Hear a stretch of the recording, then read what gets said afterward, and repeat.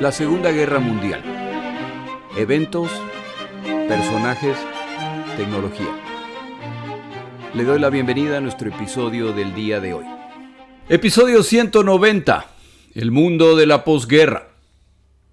Antes de terminar el podcast es importante entender la situación del planeta luego de esta guerra. Normalmente los documentales terminan con la capitulación y las celebraciones. Sin embargo, un evento de dimensiones titánicas como la Segunda Guerra Mundial transforma al planeta y más aún cuando, como hemos visto en los episodios relacionados con temas políticos, los tres aliados principales que han vencido tienen visiones muy distintas respecto al orden mundial.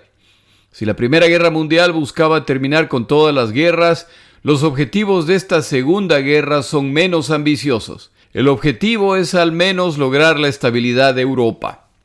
El autor británico Mark Hastings, en su magnífico libro Inferno, el que asumo se llama en español Se desataron todos los infiernos, y libro que se lo recomiendo sin reservas, relata la Segunda Guerra Mundial y enfatiza el padecimiento e impacto humano de este conflicto.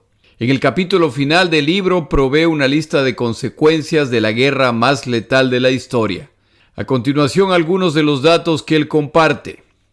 Hastings afirma que el número mínimo aceptado de muertos en esta guerra es de 60 millones, posiblemente hasta 10 millones más. El Japón sufre 2.690.000 muertos, 1.740.000 de estos militares. 2/3 partes de los segundos son el resultado de la malnutrición y las enfermedades. Alemania sufre casi 7 millones de muertos, de los cuales 5.3 millones son militares.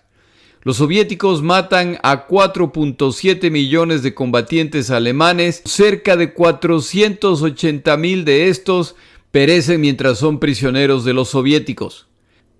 Los aliados occidentales matan alrededor de 500.000 combatientes alemanes, más 200.000 civiles muertos en ataques aéreos. Rusia pierde 27 millones de habitantes y China al menos 15 millones. Se estima que 5 millones de habitantes de las islas y territorios en el Pacífico mueren bajo ocupación japonesa. Alrededor de 1 millón mueren en las Filipinas, muchos durante la liberación estadounidense en el año 44 y 45. Italia sufre 300.000 combatientes muertos, más alrededor de 250.000 civiles. Más de 5 millones de polacos mueren, 110.000 en combates, la mayor parte del resto en campos de concentración alemanes, aunque muchos perecieron también a manos soviéticas. Francia pierde alrededor de 567.000, incluyendo 267.000 civiles. Los británicos sufren 382.000 muertos, incluyendo 30.000 combatientes bajo los japoneses, la mayor parte prisioneros. Las pérdidas totales británicas son de 449.000. Los estadounidenses pierden 415.000 combatientes. Los muertos por hambre bajo ocupación alemana o japonesa se estiman fueron 20 millones. Pero el autor Hastings advierte que ese dato no es justo si no se cuentan también los entre 1 y 3 millones de muertos en circunstancias similares bajo dominio británico en India durante la guerra. A esta lista se deben sumar 769.000 rumanos, la mayor parte judíos, 400.000 coreanos, 97.000 finlandeses, 415.000 griegos, al menos 1.2 millones de yugoslavos y más de 343.000 checos, 277.000 de estos judíos, 45.300 canadienses, 41.200 australianos, 11.900 neozelandeses. Hay que destacar que la mayor concentración de muertes ocurre en naciones que fueron ocupadas y que más tarde se convirtieron en campos de combate. 1 de cada 4 militares muertos en esta guerra perecen en cautividad alemana o soviética. La mayor parte de estos muertos son rusos o polacos.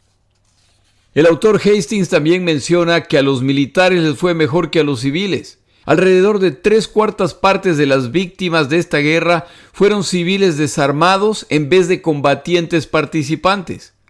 Las investigaciones más recientes sugieren que alrededor de 5.7 millones de judíos de todas nacionalidades perecieron durante la guerra. Hitler y sus agentes mataron o dejaron morir a 3 millones de prisioneros soviéticos, 1.8 millones de polacos que no eran judíos, 5 millones de soviéticos que no eran judíos, 150,000 personas con discapacidades mentales y 10,000 hombres homosexuales. Las cifras citadas por el autor Hastings demuestran la locura de esta guerra. Y si a esos números se les añaden los mutilados, traumatizados, los desplazados y aquellos que morirán después de la guerra al movilizarse millones de seres humanos, entonces el panorama es todavía peor. No le puedo recomendar lo suficiente este libro para ver las consecuencias de esta guerra. En Asia se produce la capitulación japonesa y al rato empiezan a ingresar al país periodistas estadounidenses que buscan documentar el inicio de la paz tras la inapelable derrota. Uno de los que ingresa es George Weller, respetado periodista estadounidense que incluso ha ganado un premio Pulitzer. Él ha cubierto la guerra en Europa, Asia y África y ahora busca documentar el Japón de la posguerra. Como el resto de los periodistas, tiene interés particular en visitar Hiroshima o Nagasaki, pero el general estadounidense Douglas MacArthur, quien ha sido nombrado administrador del Japón luego de la guerra, ha impuesto la censura de estas zonas. Weller no entiende por qué ese es el caso, pero tampoco le importa y en una acción que le pudo haber salido cara por muchas razones, se dirige hacia Nagasaki, donde se presenta como coronel del ejército estadounidense. Llega 4 semanas después del primer bombardeo atómico y de acuerdo con el señor Weller, él fue el primer reportero occidental en llegar a la ciudad. Otras fuentes rechazan que ese haya sido el caso, pero en todo caso llega muy temprano, luego del final de la guerra. Pasa una semana en Nagasaki, durante este tiempo se mueve libremente entre la población y no faltan las escenas de heridos y quemados que siguen muriendo. Pero la causa no son las quemaduras o heridas. Los médicos japoneses preguntan a sus colegas estadounidenses si están al tanto de algún antídoto contra los efectos de esta bomba. Los efectos de la radiación liberada por esta bomba durarán por décadas, y el cáncer, la leucemia, esterilidad, los defectos de nacimiento, el aborto y padecimientos que afectan a los humanos, animales e incluso a la vegetación durarán por décadas. Un autor menciona que en la siguiente primavera el número de flores generadas por las plantas en estas ciudades resulta impresionante, pero al examinar las semillas generadas, todas son estériles. Para el final de 1945, el número de muertos causados en los primeros días se ha duplicado y no existe un antídoto para los efectos de la radiación. En su libro Bomba, un libro escrito para adolescentes, por lo que es breve, pero también es muy interesante, el autor Stephen Sheinkin menciona una reunión después de la guerra entre el presidente Truman y el científico Oppenheimer, en que Truman intenta convencer a Oppenheimer, quien ha renunciado a su posición como director del programa nuclear, que continúe su colaboración con el gobierno estadounidense para la producción de más bombas atómicas.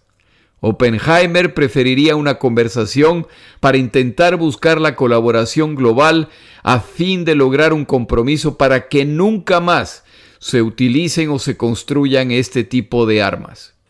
Como no están llegando a nada, Oppenheimer pregunta a Truman, ¿qué va a pasar cuando los soviéticos tengan su propia bomba atómica? Truman responde con otra pregunta, ¿sabes cuándo van los soviéticos a construir una bomba atómica? El mismo Truman responde la pregunta, ¡nunca!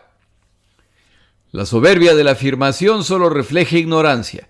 Los mismos científicos que participaron en la construcción de la bomba estaban al tanto de que con tantos extranjeros involucrados en el proyecto que adquieren conocimiento parcial de los componentes de esta bomba, Era cuestión de tiempo para que al regresar estos científicos a sus lugares de origen, otras naciones fueran capaces de construir este tipo de armamento, y ese análisis ni siquiera considera el hecho de que algunos de los participantes británicos y estadounidenses en este proyecto son espías de la Unión Soviética y Stalin ha estado al tanto del proyecto casi desde el inicio. Los científicos que trabajaron en este proyecto estadounidense y que han provisto los planos de los componentes a los soviéticos les han ahorrado años de investigación. Parte de la esperanza de Truman es que hasta donde se sabe, la Unión Soviética no tiene reservas de uranio. Lo que no saben los estadounidenses es que a través del espionaje, los soviéticos saben que en el Instituto Kaiser Wilhelm en Berlín tienen el material radioactivo para la creación de una bomba. Y es por eso que entre tantos equipos de combatientes que ingresan a Berlín al final de la guerra, hay un grupo especializado que al rodear este instituto inmediatamente saca a todos los demás del edificio y se dedica a la tarea de empacar este material para enviarlo a la Unión Soviética en completo secreto. El plan estadounidense, el cual incluye negar a los británicos acceso a la bomba atómica al considerarla demasiado peligrosa, lo que por supuesto es una traición a la nación que proveyó todo su conocimiento para hacer posible este proyecto. Este plan consideraba posible que otras naciones al final lograrían construir armas atómicas, pero esto debía tomarles años y para entonces los estadounidenses tendrían una nueva generación de armas atómicas que harían parecer como juguetes las utilizadas en Hiroshima y Nagasaki. El autor Sheinkin relata lo que ocurre en las décadas siguientes. Unos pocos minutos después de las 6 de la mañana del 29 de agosto de 1949, un poco más de 4 años desde la explosión de la primera bomba atómica, en Kazajistán, en la Unión Soviética, detona la primera bomba atómica soviética. A los pocos días, un avión meteorológico estadounidense registra niveles de radiación muy elevados en la zona. Al analizar los resultados, no hay duda. Una bomba atómica ha explotado en la Unión Soviética. El optimista Truman se queda impresionado por el resultado. Este evento desencadena investigaciones que empiezan a revelar la red soviética de espionaje dentro del Proyecto Manhattan. En respuesta a esta novedad, los estadounidenses deciden construir una superbomba, la cual requerirá utilizar hidrógeno. Al arsenal de bombas atómicas regulares, que sigue creciendo, Truman, tras preguntar si los soviéticos serían capaces de producir una bomba de hidrógeno, parece que para entonces ya se le había acabado lo brujo, y al recibir la respuesta de que sí, los soviéticos serían capaces de producir una bomba de hidrógeno, ordena que se produzca una a la brevedad posible. No pueden permitir que sean los soviéticos quienes lo logren primero.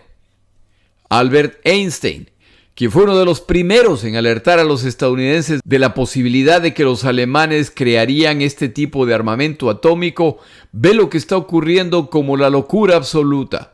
No es descabellado que el uso de una de esas bombas traiga como resultado el envenenamiento radioactivo de la atmósfera, lo que aniquilaría toda forma de vida en el planeta. Sin embargo, el 1 de noviembre de 1952, en una pequeña isla del Pacífico, estalla la primera bomba de hidrógeno. Esta bomba tiene un poder de 10 millones de toneladas de TNT. Como referencia, la de Hiroshima tenía el poder de 20.000 toneladas. Esta bomba, por lo tanto, es 500 veces más poderosa. Este número me pareció exagerado, por lo que fui al internet a buscar otras fuentes, y hay quienes afirman que la bomba de hidrógeno podría ser hasta 1000 veces más poderosa que una de uranio. A esa explosión le debemos a Bob Esponja. Parece broma, pero no lo es. Aproximadamente un año más tarde, en Kazajistán, la Unión Soviética exitosamente prueba su propia bomba de hidrógeno. Con las bombas atómicas regulares con las que contaban para ese momento estadounidenses y soviéticos, más las bombas de hidrógeno, las cuales, mientras más mejor, se llega a un punto que en inglés se llega a describir como Mutual Assured Destruction, destrucción mutua garantizada. Las siglas de estas tres palabras, MAD, forman la palabra desquiciado. El planeta entero se encuentra amenazado por las armas monstruosas de estas dos naciones, a las cuales se sumarán unas cuantas naciones más en el futuro. Por primera vez en la historia de la humanidad, el ser humano de toda nacionalidad y en cualquier punto del planeta debe considerar la posibilidad de que un conflicto entre estas dos naciones, estadounidenses y soviéticos, que más tarde se disputan el mundo a miles de kilómetros de distancia de ellos, esa conflagración puede resultar en la destrucción del planeta entero. Si usted creció en la década de los 60, 70 u 80, conoce un nivel de temor que ya no es tan común en la actualidad, pero que sin duda sigue ahí. En la actualidad tienen suficiente armamento nuclear cada uno para destruir por completo la vida en nuestro planeta varias veces. Eso sigue siendo cierto, y para colmo, al club nuclear se han añadido unas cuantas naciones más. Tras la disolución de la Unión Soviética, no queda claro si se sabe dónde se encuentran todas las bombas atómicas fabricadas por la Unión Soviética. Al finalizar la guerra, la situación en Asia es muy delicada y tomará años para que las cosas vuelvan a la normalidad. Recuerde que no se trata solamente del territorio japonés, se trata además de las colonias que les quitaron a los europeos, británicos, franceses, holandeses. Están también las innumerables islas que han sido ocupadas por combatientes japoneses y que fueron aisladas por la Marina estadounidense cuando tomaron el control de los mares. Ojalá algún día yo encuentre un libro que habla del padecimiento de los habitantes de esas islas, que sin tener partido en esta guerra, son invadidos por los japoneses. Sufren los ataques aliados al expulsar a los japoneses o sufren el bloqueo aliado y deben pasar esta guerra bajo ocupación japonesa, lo que añade decenas de miles a su población, incremento que pocas de estas islas podían absorber, por lo que sin la menor duda los habitantes de estas islas padecieron y murieron de hambre y maltratos. Estos 4 años de ocupación japonesa también han producido otro tipo de cambio. Los habitantes de los territorios en el Pacífico, pero principalmente en el continente, han vivido bajo el colonialismo europeo por siglos. Y la idea prevalente en el planeta, pero en particular en esta zona del mundo, es que Europa tiene el derecho a hacer esto. La invasión japonesa de sus territorios ha demostrado varias cosas. La primera es que los europeos no son invencibles. No solo que no lo son, sino que una nación asiática los ha expulsado de forma inapelable y rápida. Lo segundo es que cuando el momento llegó de defender a los súbditos, los colonizadores se dedicaron abiertamente a salvar sus propios cuellos y propiedades, y los locales que se arreglen como puedan. La supuesta ventaja de ser parte de un imperio europeo ha resultado una simple ilusión. Estos años de sufrimiento han demostrado que los locales pueden hacerse cargo de sus naciones sin la necesidad de patrones europeos, y como parte de la promesa japonesa en Asia era Asia para los asiáticos, este sueño ha calado en muchos que ya no tienen interés en que regresen sus explotadores blancos. Se dan incluso los casos de habitantes y líderes en estos territorios que rompen en llanto al enterarse de la derrota japonesa. En este punto tomamos una pausa.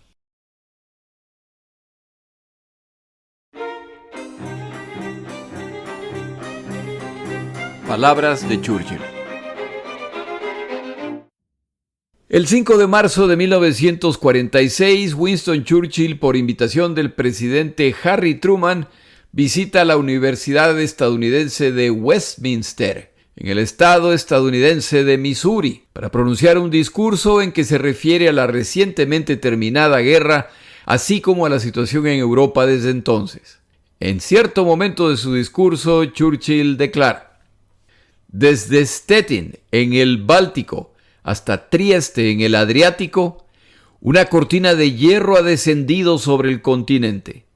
Detrás de esa cortina se encuentran capitales de naciones europeas antiguas del centro y este del continente: Varsovia, Berlín, Praga, Viena, Budapest, Belgrado, Bucarest y Sofía. Todas estas ciudades famosas y sus poblaciones se encuentran en lo que debo llamar la esfera de influencia soviética, y todas son sujetas de una u otra forma no solo a la influencia soviética, sino a un muy alto y en muchos casos creciente control desde Moscú. Esta declaración de Churchill no tarda en dar la vuelta al mundo y no le hace ninguna gracia a Stalin, que la ve como una posición oficial, a pesar de que para ese momento Winston Churchill no se encontraba en ningún cargo público.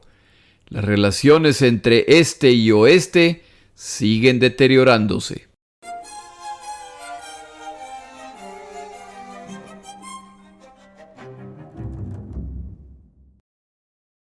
Los primeros en notar este cambio de tendencia en las poblaciones asiáticas son los australianos, que incluso antes del final de la guerra ya advierten a otras naciones europeas que no deben esperar ser recibidos con brazos abiertos. El comandante británico Louis Mountbatten, nombrado comandante de las fuerzas británicas en el sudeste asiático, recomienda a sus colegas franceses y holandeses que al regresar a sus colonias emprendan inmediatamente reformas para compartir el poder con los locales. Las cosas ya no serán como antes. Las dos naciones rechazan el consejo y en cambio se dedican a campañas antiguerrilla para eliminar a quienes se oponen. En este podcast se ha mencionado una colonia francesa en Asia que existía durante el tiempo de la Segunda Guerra Mundial. La colonia se llamaba Indochina. Luego de la Segunda Guerra Mundial, esta se divide en 3 naciones: Laos, Camboya y Vietnam. Estas naciones deciden oponerse a los intentos franceses de ocuparlos y los franceses deciden iniciar una guerra contra los comunistas. Y como fracasan, al rato se suman sus colegas estadounidenses con su inmenso poder para restaurar el orden, sobre todo en Vietnam. ¿Qué podría salir mal? En el continente, la derrota japonesa libera a las fuerzas de Chiang Kai-shek, apoyadas por los estadounidenses en su lucha contra el Japón, y a las fuerzas de Mao Zedong, de orientación comunista, que también han luchado contra los japoneses y que ahora pueden concentrarse en disputar entre ellas el control de esta gigantesca nación.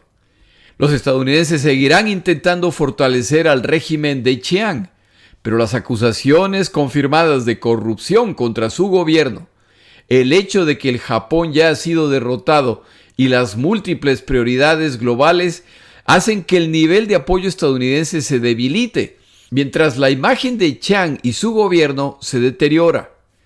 Por su lado, Mao Zedong, una vez que los japoneses son derrotados, reciben armamento y apoyo de la Unión Soviética, así como el armamento japonés capturado durante la campaña soviética en Manchuria. La promesa del grupo comunista de Mao es la lucha contra la corrupción, la distribución justa de la riqueza y de la tierra, y la igualdad entre los chinos.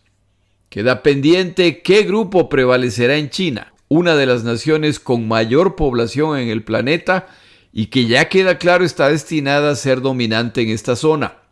Algo similar les ocurre a los británicos en Birmania. Regresan para encontrar una nación transformada por la guerra y ya sin ganas de aceptar su dominio sobre ellos.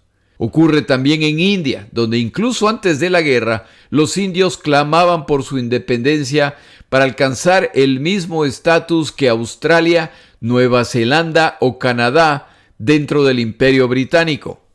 En las Filipinas, quienes han formado grupos guerrilleros que enfrentaron a los japoneses, con su expulsión no tienen interés en continuar siendo un territorio estadounidense. Los estadounidenses desde hace años se han comprometido con los filipinos que en 1946 alcanzarían su independencia total. Estos grupos esperan que esto se cumpla o se iniciará la resistencia contra ellos inmediatamente. Es importante recordar que todo este proceso en Asia es ayudado por los Estados Unidos de América, que durante esta guerra han dejado claro a los británicos y a todos los europeos que ellos no planean favorecer la restauración de ninguno de sus imperios. Ha terminado la guerra y los estadounidenses cumplen su amenaza, limitando inmediatamente la cantidad de material y apoyo recibido por estas naciones a través del programa estadounidense de arriendo-préstamo.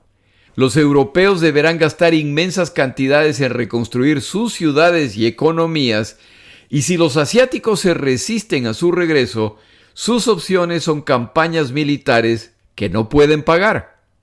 Este virtuoso plan estadounidense trae consecuencias no anticipadas. Los colonialistas europeos, ya sin sus vacas lecheras, se debilitan financieramente, lo que los debilita en todo otro aspecto. Los habitantes de las naciones liberadas han rechazado el modelo colonialista, el cual ha sido implementado por naciones capitalistas. Existe el otro modelo, el que sigue la nación que ha tenido un papel fundamental en la victoria en Europa, y esta nación tiene un modelo que promete la eliminación de la propiedad privada, de las clases sociales, la posesión comunitaria de la riqueza para crear una sociedad mejor. Y ahí sí tampoco es para tanto, y los estadounidenses deben empezar a maniobrar alrededor de sus principios antiimperialistas. Respecto al Japón, una vez que se produce la capitulación y los estadounidenses empiezan a llegar a las islas, la recepción es sin incidentes y la realidad es que ya todos estaban listos para que termine esta tragedia. El general estadounidense Douglas MacArthur, a cargo de la ocupación del Japón, se muestra respetuoso del emperador, pero queda claro que los estadounidenses están al mando. El panorama en Asia se presenta poco prometedor con la llegada de la Unión Soviética a Manchuria y la tendencia comunista de las fuerzas de Mao Zedong. El Japón, furiosamente anticomunista, se presenta como un potencial aliado en la zona. En el Japón no habrá ocupación compartida como en Alemania. Solo los estadounidenses ocuparán el territorio japonés, y como los van a necesitar en esta zona del planeta, se flexibiliza la posición respecto a sus crímenes durante la guerra. Esto a la larga produce resentimiento entre chinos y coreanos, que son quienes más sufrieron la opresión japonesa. Como lo mencioné en el episodio anterior, si el emperador japonés no es juzgado, esto es interpretado por los japoneses como inocencia. Y si el emperador es inocente, entonces ¿por qué son condenados los subordinados? La amargura por el tratamiento estadounidense de los japoneses después de la guerra es una fuente de tensión hasta el día de hoy entre naciones asiáticas. En Europa, la situación al finalizar la guerra es la ocupación de casi todo el continente por los tres aliados de esta guerra. El oeste europeo es ocupado por británicos y estadounidenses. El este europeo es ocupado por los soviéticos. Los países balcánicos se encuentran en una situación mixta en que han contado con apoyo aliado, pero han conservado una relativa independencia. La que Churchill llamaba la Gran Alianza empieza a desaparecer, tal como lo hicieron tantas alianzas como esta a través de la historia.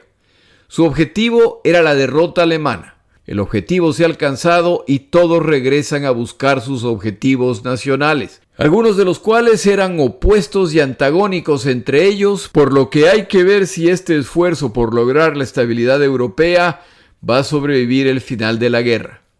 Gran Bretaña ha llegado al final de la guerra agotando sus reservas económicas y humanas y dependen del comando conjunto que es completamente dominado por los estadounidenses. Han dejado de ser una gran potencia mundial y nunca más lo serán. Han triunfado en la guerra y en el proceso han pagado un alto precio por esta victoria. En el planeta ya solo existen dos naciones que empezarán a ser llamadas superpotencias debido a su inalcanzable poder militar.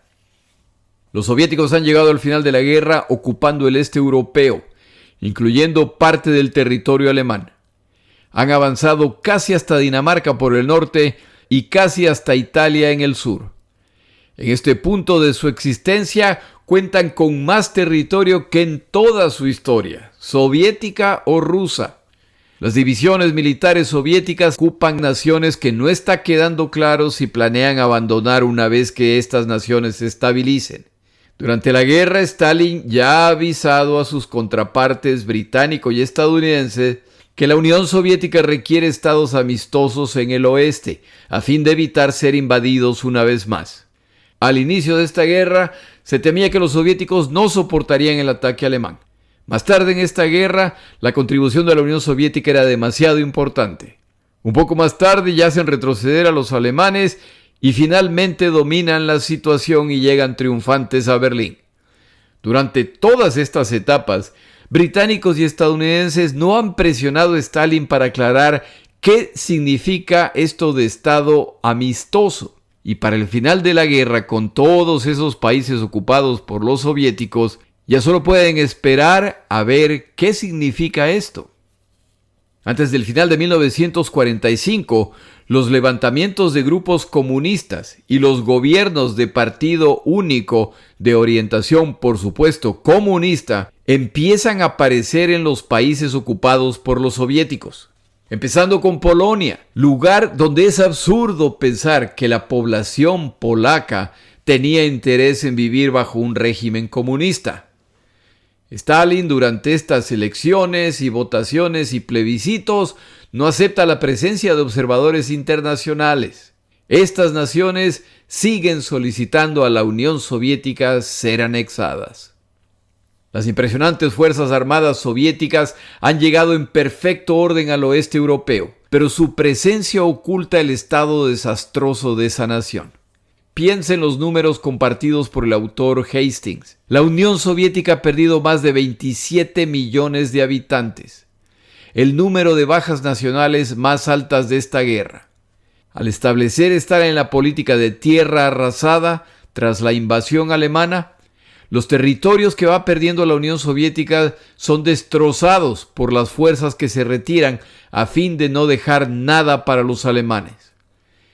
Los alemanes ocupan esta zona, se dedican al pillaje de los civiles, después de todo ni siquiera esperan que sobrevivirán, y cuando los alemanes son expulsados, ellos también implementan la política de tierra arrasada, por lo que sobrevivió la destrucción de la guerra, más la destrucción soviética, es ahora destruido durante esta retirada alemana. Los habitantes soviéticos en esta zona sobreviven con los despojos dejados atrás, y millones mueren de hambre, frío y enfermedades. La infraestructura en el oeste soviético ha sido arrasada por la guerra. La impresionante industria militar soviética se ha movilizado al este del país y ha seguido produciendo a un alto costo humano. Con la guerra concluida, esa industria no genera ningún tipo de ingreso. La población masculina soviética entre 18 y 25 años prácticamente ha desaparecido, al estar combatiendo, haber muerto o haber sido capturados en esta guerra. Empieza la reconstrucción en medio de la represión que regresa a la Unión Soviética una vez que las libertades personales, religiosas y de opinión ya no son necesarias. En el oeste, la imagen soviética y la de Stalin en particular casi no podrían ser más positivas. Británicos y estadounidenses han hecho campaña por años para mejorar la imagen del comunismo y de Stalin, ya que deben venderle a sus poblaciones esta extraña alianza de conveniencia. En Londres se realizan conciertos en el cumpleaños de Stalin. En los Estados Unidos de América, la revista Time elige a Stalin Hombre del Año de 1943. El mundo entero siente una profunda admiración por el líder soviético y los logros de su nación en esta guerra. Cuando esta guerra termina, el planeta no tiene la menor duda de que el factor fundamental de la victoria aliada en Europa ha sido la Unión Soviética. Si en este podcast usted ha escuchado respecto a grupos en Europa que se opusieron a los alemanes, que conspiraron contra ellos, que defendieron a otros y que mostraron solidaridad incluso con los judíos, es muy probable que esos grupos mencionados eran o socialistas o comunistas. Esa es la realidad. Esta admiración global se transforma en el deseo de naciones de adoptar este modelo económico que promete una sociedad justa. La Unión Soviética de Stalin con todo gusto apoyará estos esfuerzos que a la larga demostrarán la veracidad de su ideología. Esperan la siguiente crisis financiera capitalista con la esperanza de que ese será el detonante para la globalización final del socialismo. Y con todo gusto apoyan a quienes buscan rebelarse o conspiran contra gobiernos capitalistas. La victoria de su superior modelo económico y social se acerca. Los Estados Unidos de América celebran el final de esta guerra en que no solamente han vencido, han pasado de ser un poder militar de tercer orden al iniciarse esta guerra a convertirse en una de las dos grandes potencias mundiales. Terminan la guerra con una industria desarrollada hasta puntos nunca antes vistos en la historia y que ahora se transformará para proveer para un planeta que debe ser reconstruido. Su población goza de un muy alto nivel de vida. El trabajo es abundante y las perspectivas son infinitas. Vencedores y vencidos están endeudados con ellos. La mayor parte de las reservas de oro del planeta están en su posesión como resultado del costo de esta guerra y han pagado un costo humano mucho menor que tantas otras naciones. Han sido durante esta guerra, tal como lo prometió su presidente Franklin Roosevelt, el arsenal de la democracia, y esto los ha hecho inmensamente ricos. Estos resultados poco a poco van convenciendo a los estadounidenses de la justicia y perfección de su modelo nacional, el cual puede beneficiar y debe beneficiar al mundo entero. Hay quienes incluso ya anticipan la llegada del siglo americano, en que el mundo entero seguirá su modelo. La nación financieramente más poderosa del planeta se lanza a salvar al mundo, asegurando que la libertad, la autodeterminación y la democracia reinen. Tienen la capacidad de ayudar al mundo a recuperarse financieramente a través de sus iniciativas gubernamentales y las grandes compañías americanas. A medida que se lanzan a este noble esfuerzo, descubren que no a todos les atrae su modelo, que esos principios tan valorados por ellos, otros no los valoran tanto. Ese amor estadounidense tan grande por la democracia no es lo suficientemente grande como para asegurarse que un dictador como Franco en España, por ejemplo, sea removido después de la guerra. Se va a presionar al gobierno de Franco, pero si Franco cae, entonces es muy probable que quien gane esas elecciones sean de orientación socialista o comunista, y tampoco es para tanto. Habrá que tolerarlo. En Asia, las naciones que buscan su independencia de los poderes coloniales cuentan con el apoyo estadounidense para su reconstrucción, a menos, por supuesto, de que sus inclinaciones sean hacia el socialismo. En ese caso se los ve como títeres de Moscú. Va más allá de la imaginación estadounidense que una nación hasta ese punto sometida a dominio colonial decida adoptar una posición nacionalista con inclinación o con una abierta elección por el socialismo sobre el capitalismo. En la opinión estadounidense, esto solo puede ocurrir por presión soviética y por lo tanto esto no puede ser apoyado. A medida que pasan los años, las acciones estadounidenses van más allá. Hay levantamientos contra gobiernos o dictadores comunistas en Europa y Asia. Por ejemplo, Grecia, Corea, China. Y ellos, los estadounidenses, con todo gusto apoyan a los revoltosos, siempre y cuando se estén oponiendo a los socialistas. Más tarde en esta historia, los estadounidenses apoyarán golpes militares de derecha en naciones que democráticamente eligen presidentes de izquierda. Queda claro, por lo tanto, que la posición pro-libertad, autodeterminación y democracia de esta nación tiene sus límites y están más alineadas a los intereses de los Estados Unidos de América que a una noción filosófica. Y así, soviéticos y estadounidenses se lanzan a salvar a quien no ha pedido ser salvado y buscarán imponer sus ideologías, lo quieran o no las naciones. Para algo son los grandes poderes militares del planeta. Esto a la larga desata la Guerra Fría.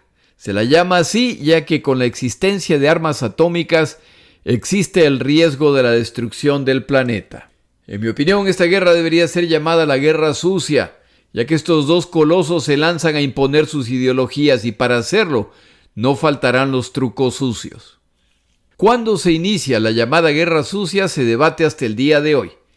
Y hay varios puntos sugeridos, pero para la segunda mitad de 1945, con la guerra recién terminada, todavía existe la esperanza de que los aliados triunfantes de esta guerra serán capaces de alcanzar una paz justa para las naciones y que cierto tipo de alianza permanecerá para bien del mundo. Las naciones regresan a sus territorios a escribir la historia de la Segunda Guerra Mundial desde su perspectiva. El mundo debe saber cómo fueron ellos quienes salvaron al mundo. Faltan 2 episodios más. Se acerca el final y ha sido un gusto. Mi nombre es Jorge Rodríguez. Gracias por acompañarme. Para información adicional respecto a este episodio, las notas de este podcast, que incluyen la narración de este episodio, así como acceso a resúmenes, videos, documentales y materiales adicionales gratuitos disponibles en el Internet, por favor vaya a Amazon y busque el libro La Segunda Guerra Mundial, Eventos, Personajes, Tecnología. Al comprar estas notas me ayuda y me apoya financieramente. Puede encontrar información adicional en mi página web, lasegundagm.com. Muchas gracias.